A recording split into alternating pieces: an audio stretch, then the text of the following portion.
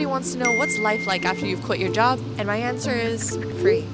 I officially had my last week of corporate work, which was a typical 9-to-5 job in marketing, but I decided that I wanted to pursue my dream of becoming a full-time content creator and move to New York City, which meant saying goodbye to my job and my paycheck and hello to one of the most expensive cities in the world and an abundance of opportunities. I left my stable job and comfortable life near my family, the friends I'd made, for the scary, unpredictable future. And I feel like I'm a completely different person now than who I was before.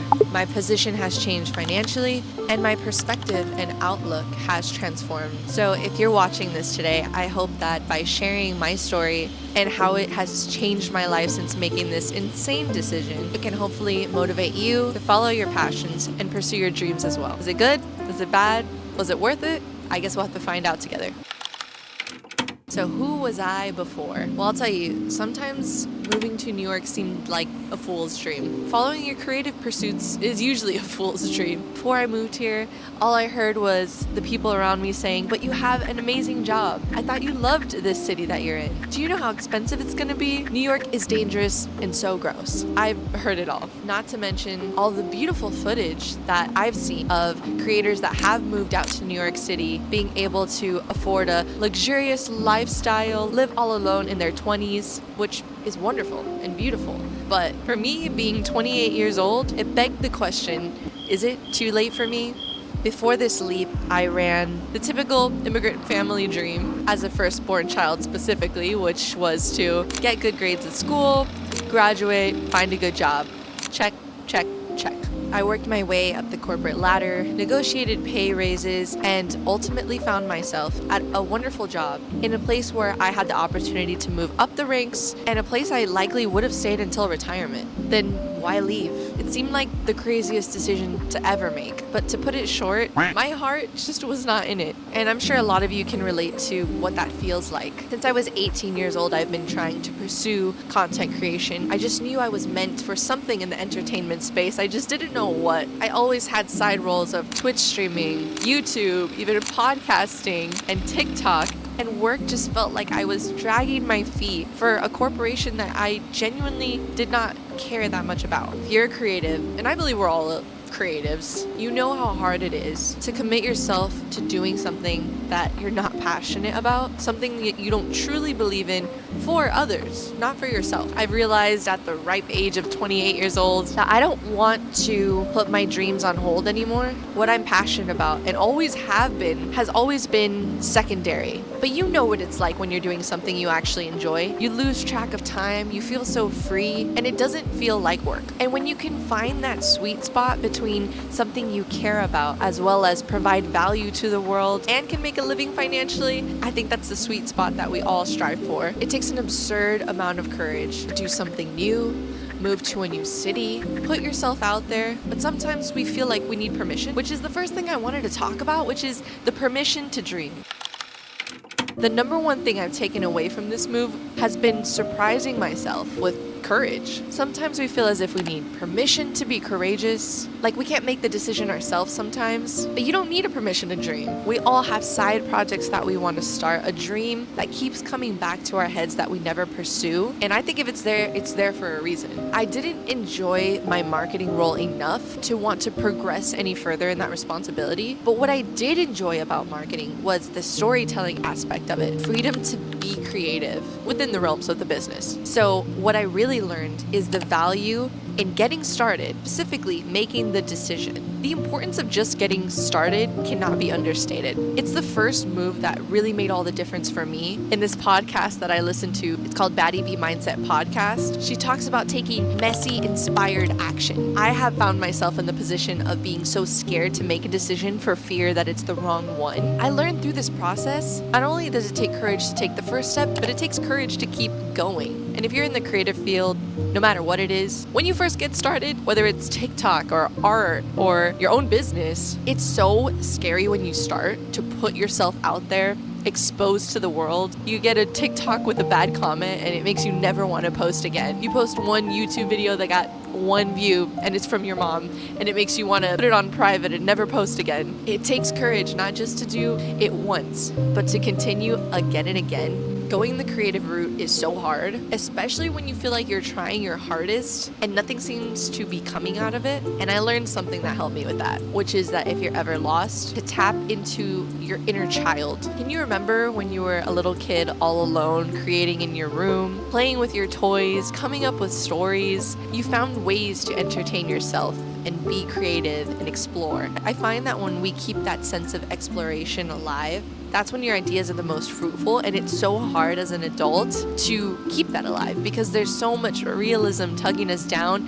You almost feel like there isn't time to be creative. This is important, and I have to be honest. The more time I was in the corporate life, the more that I felt like it was sucking that part of my soul away. It's such a blessing to just be starting out on a content creation journey or anything that you're pursuing that's creative, because you have the space to do whatever you want, be curious, and make mistakes. And I want to say that no matter where you are in your journey, you're already courageous, by the way, in whatever decision you've decided to pursue. Whether you're a student, a recent graduate, or whether you were a dropout and managed to find a job, or you did start your own business. No matter where you are, I hope you know that it's already courageous, and you should definitely acknowledge where you are at this current moment. But at the same time, if you don't like the direction you're headed, it's never too late to change the course. This job isn't right for me. This partner is not right for me. This city isn't right for me. Sometimes we wait on someone else to give us permission to pursue it, and we forget that we're the only people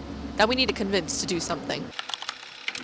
Another thing that came as a shock to a lot of the people around me when I made this decision was that it is such a risk. It's not just a decision, but you know what? I found that the more you take risks, the more you take risks. Does that make sense? You start with tiny moments of uncomfortability and risk, and then the more you do it, the more it becomes second nature.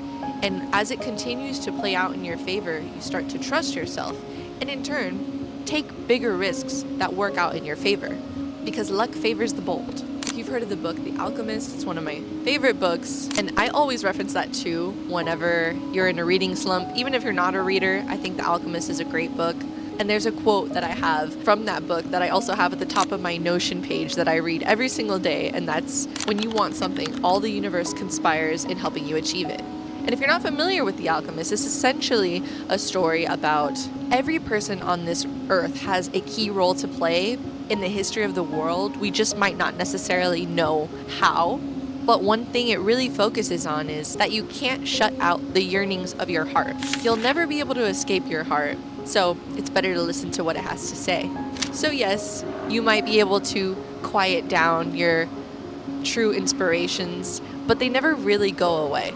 And I believe that we should all strive to go about living life as we want. Now, I'm not saying for you to quit your job. What I am recommending to you, though, this is your prescription of the day, which is to consider taking more calculated risks and see how they can improve your life. So if working on your passion will make you happier and feel like you're living a more fulfilling life, then I think that you should follow it regardless and see where that takes you, no matter how scary it might be. As for who I am now, there are about 3 ways that I can name that have really changed me distinctly since I've made this insane decision. But the first that I want to talk about is freedom, which I opened the video with. Without a 9-to-5 job, I can literally do anything, everything, or nothing at all. Time feels so much slower. If I can compare it to anything, before I used to feel like I was getting chased by a bear. I'd wake up, check my email, be worried about a meeting I had to prepare for later that day, miss breakfast because I was in a rush to get to work, and I just felt so exhausted by the end of the day. There was just no time, it felt like, to pour into myself or even think about being creative. But the switch now is I don't feel like I'm operating on that fear anymore. The fear that everything can go wrong and I'm being judged by other people and there's pressure of people that I could disappoint. Now I feel as if I'm running on inspiration and also a little bit of a crazy feeling that everything that can go right will go right now. I can go on and on about this feeling of freedom that the city and this decision has given me, because it's truly what New York City means to me and the reason why I did move here. Freedom is thrilling, but also terrifying. And yeah, there's plenty of risks, of course. It's still a bit scary worrying about money, insurance,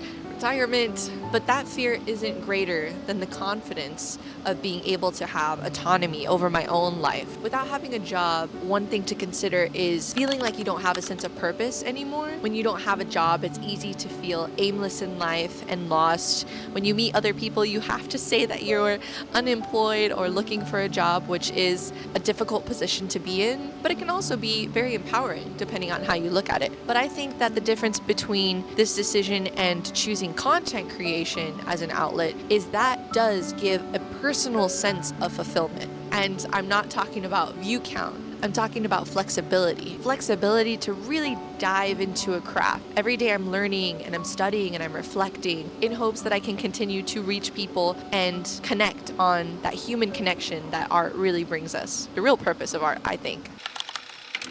Next would be the mindset shifts. With the big leap from corporate to this now full-time content creation leap, my mindset has changed a ton. I'm somehow more optimistic, which is crazy. It can be so easy to slip into the lack mindset without a job because you think about how your savings are slowly dwindling and you did have so much value in the authority and position that you'd built. But one thing that can't ever be taken away from you is your faith and your hope. And that optimism can get you so much further in life. This mindset shift is basically a quote from TikTok that I love, which is become Delulu until it's true. And if you're not familiar with Gen Z verbiage, it basically just means fake it till you make it. If I believe it's true, eventually it has to be. I've chosen the path less taken and therefore choose unlimited amount of possibilities. As far as affirmations are concerned, sometimes they're a little bit cliche, but they work and they're talked about for a reason. Everything is always working out for me. Everything's always working in my favor. I think that's the drive that led me to make this decision to begin with, but it's what's really propelling me now more than ever. But I believe that what is meant for me will find me. The people that I'm meant to reach with my content will see it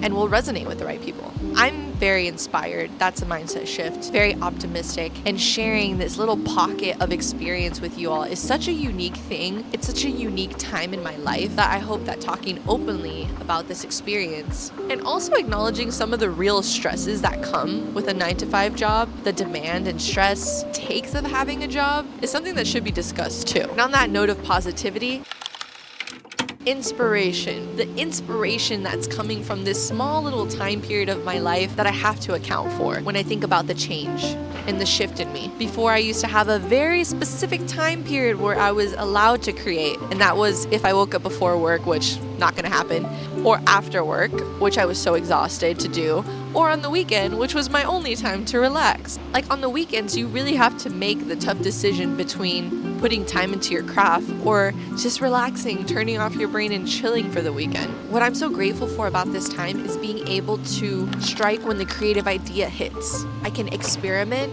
and run with the luxury of an idea in the moment rather than forcing inspiration to come at the only time that's convenient for me. It's allowed me to listen more to my intuition and experiment. By having time to get out and explore the city, the reason that I'm here, I'm not as in a rush. It's led me to creative decisions like finding random rooftops in New York City and even making this video series to begin with. Your heart can feel so much more at ease when you're not rushed by a 40-minute lunch break and instead being able to really thrive in the moment, all the while thinking about how I can share these experiences and these feelings with you through different creative outlets. I've been reading this book called Big Magic as well. Phenomenal book about creativity. It needs to be talked about more. There's a couple quotes in here that just resonated with me so much and in part really inspired me to talk about this. It says, "She's a cheerful soul who's having a wonderful time living out the existence that best suits her nature and most brings her to life." Exactly how I would encompass the feeling of what it's like to be making this decision. And for anyone who feels like it's not a true outlet or real outlet to live your life by, this is what Big Magic has to say to you, which is your own reasons to create are reason enough. Merely by pursuing what you love, you may inadvertently end up helping us plenty. Do whatever brings you to life then. Follow your own fascinations, obsessions, and compulsions. Trust them. And I highlighted and underlined trust them. But one thing I love to say is don't use reality as an excuse to not pursue your dreams. There's a lot of time and risk and money involved with quitting a job and pursuing full-time content creation. But if you are interested in learning more about the step-by-step process that I'm taking, please subscribe to stick around and follow along. I'm documenting my process week by week for the next 90 days as I continue to pursue my dream and become a full-time content creator. So if you're interested in the planning stages, the actual content creation, looking behind the door at finances and goal setting for the next 90 days, please subscribe to stick around. I hope this could inspire you and give you some insights into the experience, and I wish you absolutely the best. I'll see you in the next one.